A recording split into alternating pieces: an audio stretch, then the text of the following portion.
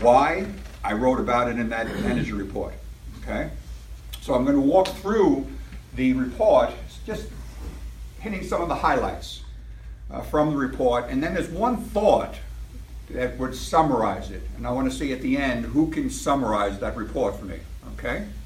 What would be the central idea? What would be the takeaway for you to have, so when you're talking with your clients, you can let them know what this main idea is. Because if they grasp it, they will understand why they need to fix their cost of electricity or their cost of gas right now. Okay? So in the beginning, I start talking about, this is an update from what I wrote a couple of weeks ago. A couple of weeks ago, I was talking about the fact that the market was creating a structural imbalance, and that we were near potential long-term support, and that for those reasons, and then we had a lot of negative news, and from my experience after trading for 40 years, I realized that I want to enter positions when the fundamentals are on my side. Hence, when I see a structural imbalance, it's telling me long-term those prices are going to go higher. And then when I see a lot of negative news, when we have negative news because of weak demand, because we have had a very mild January and February, that I believe we're close to a big buying opportunity. That was what I was writing 2 weeks ago. Now, the point at that time was that when the news is really negative, that's when you want to buy. Well, the news got even more negative. For traders. For traders. More negative in that when the news is saying that the demand is going to be weak, it's negative as far as demand, that pricing is going to stay low, it's going to weaken because we have weak demand. We've had weak demand because we've had very low heating demand. In the winter, that's when we use most of our gas, and it's used to heat homes and businesses.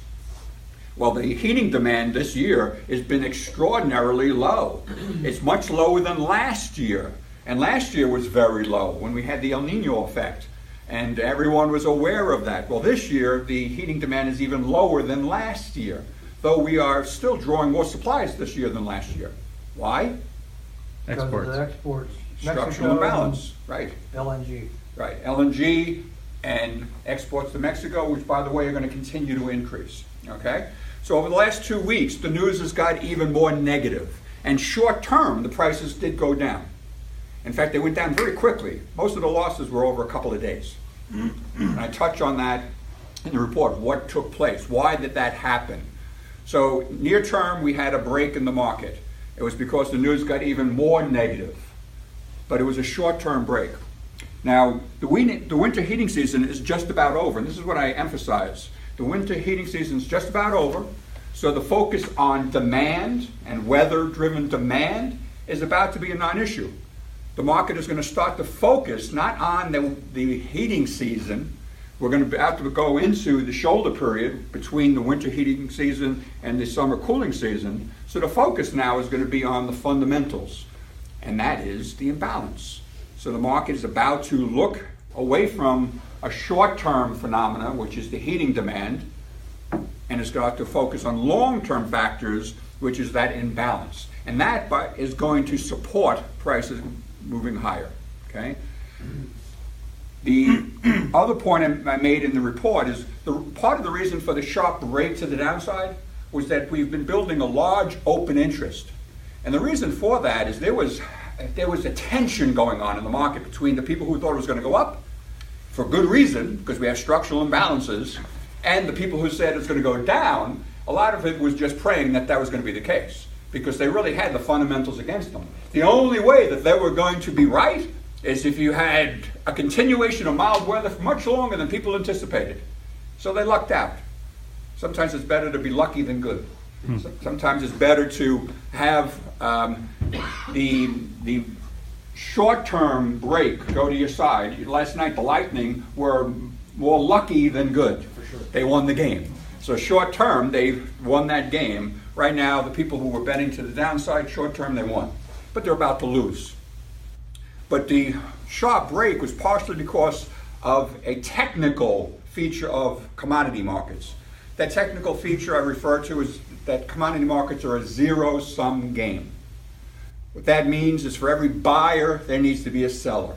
and you have contract months which expire. In natural gas, it expires the third day from the end of the month.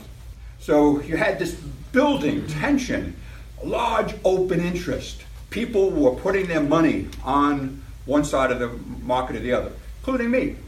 I was buying gas right at the time I wrote the last report 2 weeks ago. I entered the position because I felt I had the fundamentals on my side, and I thought the news was about to start going from very negative to just neutral, just had to be neutral. Well, I lost some money. The market went down. And part of it was that it went down in expiration week. You see, if you're owning a nearby contract and it's about to expire, you have to sell it. You have to cover the position.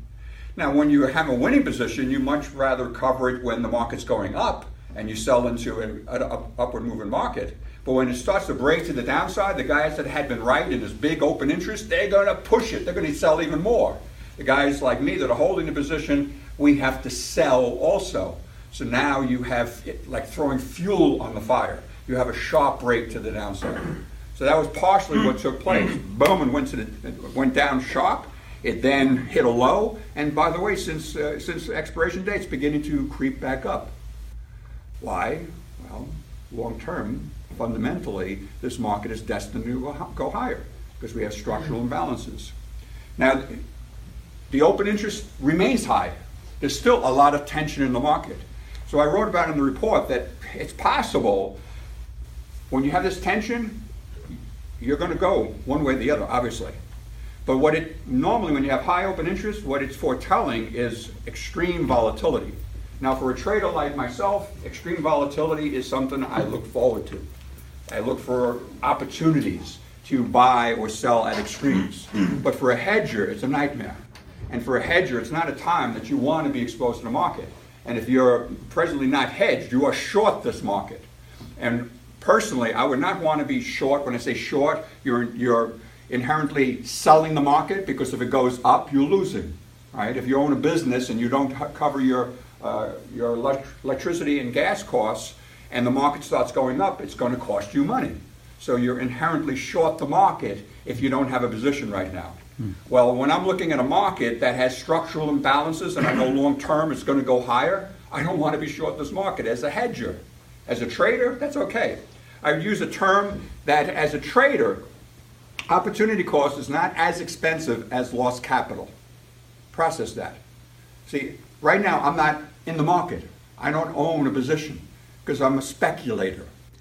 Personally, I'm hoping it goes down. If it doesn't, all I lost is opportunity cost. If it goes up, I don't lose any money.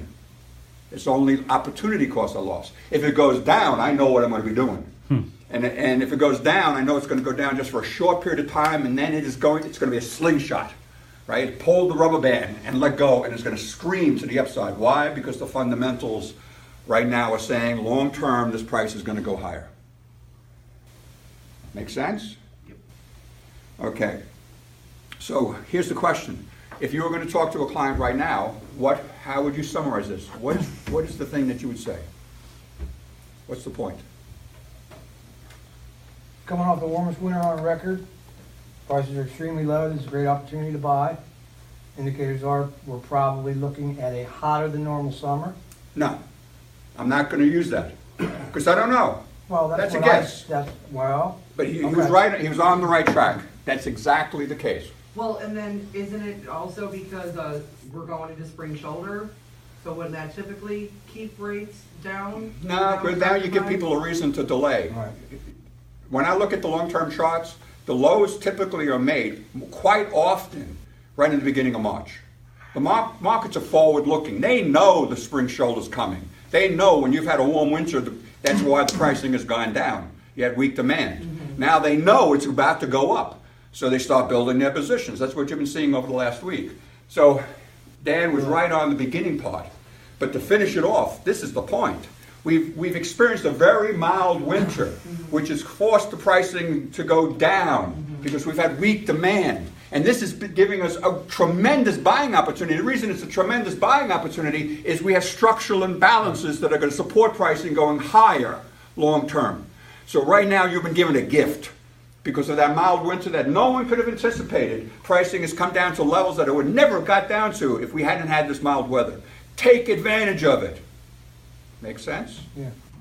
Can I say this? Historically, when we've gone down this low, we've only done it a few times in the past 15, 20 years. Following 12, 24, 36 months, we bounce up quite a bit. On average, yes. Yeah, Sure. well, I use that all Maybe the even be time. more And specific. even what we said back in March 2016, when we made the lows at $1.61 in gas, and we were stating that on average the pricing is going to be higher over the following 12, 24, 36 months. Is that true? Yeah. Has it been higher on average? Yeah. Right now we are having a pullback. We're nowhere near $1.61. Right. We're trading at $2.80. Okay? And what I also made the point in the report is that the pattern is when you're starting to move off a major low, when you have these mild periods, seasonal periods, it typically will pull back and test the previous seasonal low. When we've had two seasonal lows back to back, they typically test each other. And it's a double bottom formation. So there's a good chance we've just seen the lows. We won't go any lower from here. But because of that high open interest, there's the possibility, which I'm praying for, that short term we'll have a stupid trade to the downside. It'll be a stupid trade because it can't stay there. It's just going to set up a big buying opportunity. And Okay? if they're looking at the energy alert while we're presenting this as a closer, we can show those two bottoms, previously what happened Right. off the 2012 mild winter, and the two bottom lows that we have now coming off of this February warmest winter on record since 1970. And that's why I put all that data in there. But often when you're talking to, if you're talking to a man who's, in a bakery and he's trying to make his donuts, and you're trying to talk to him at the same time, you don't want to get too technical with him. I've got that data there and I can support it. It's what I believe. It's what I'm basing my recommendations on. For some people, some analysts, they're going to read through that and it will cause them to make a decision which will benefit their organization. But for some people, you need to summarize it, right? I can summarize my faith in Jesus Christ in 30 seconds. And I'm always ready to do so. I can give people the basis of my faith, okay? You need to be able to give them, your people, your clients, the basis of your faith and why you believe it's in their best interest to buy energy right now. Okay?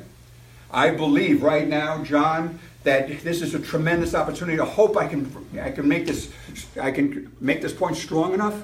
John, we've just had one of the warmest winters in history. It's caused pricing to go down to levels that never would have got to otherwise. And the market is about to start to move much higher because we have structural imbalances that are embedded in this market. John, I hope you understand this is a tremendous opportunity. And I believe this. Do you believe it? Do people want to hear that belief on the phone? Okay? Yeah.